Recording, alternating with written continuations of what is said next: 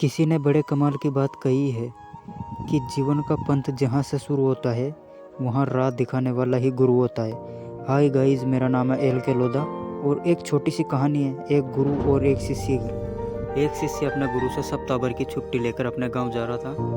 तब पैदल ही जाना पड़ता था। जाते समय रास्ते में उसे एक कुआं दिखाई दिया। शिष्य प्यासा था, इसलिए वहाँ उसने कुएं से पानी निकाला और अपना गला तर किया। शिष्य को अद्भुत तृप्ति मिली क्योंकि कुएं का जल बेहद मीठा और ठंडा था। शिष्य ने सोचा, क्यों ना यहाँ का जल गुरुजी के लिए भी ले चलूँ।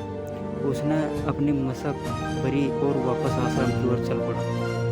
वह आश्रम पहुँचा, गुरुजी को सारी बात बताई और गुरुजी ने शिष्य से मशक लेकर जल पिया और संतुष्टि महसूस की। उन्होंने शिष्य को कहा, वाकई जल तो गंगा जल के समान है। शिष्य की खुशी हुई। गुरुजी से इस तरह की प्रशंसा सुनकर शिष्य आज्ञा लेकर अपने गांव चला गया। कुछ ही देर में आश्रम में रहने वाला एक दूसरा शिष्य गुरुजी के पास पहुंचा और उसने भी जल पीने की इच्छा जताई। गुरुजी ने मशक शिष्य को दी। शिष्य ने जैसे ही घूंट भरा और उसने पानी को बाहर खुला कर दिया। शिष्य बोला, गुरुजी, इस पानी में तो कड़वापन है और नहीं ये जल शीतल है। आपने बेकार उस शिष्य की प्रशंसा की। गुरुजी बोले, बेटा, मिठास और शीतलता इस जल में नहीं है तो क्या हुआ, इसे लाने वाले के मन में तो है। जब उस शिष्य ने जल पिया होगा और उसके मन में मेरे लिए प्रेम उमड़ा होगा।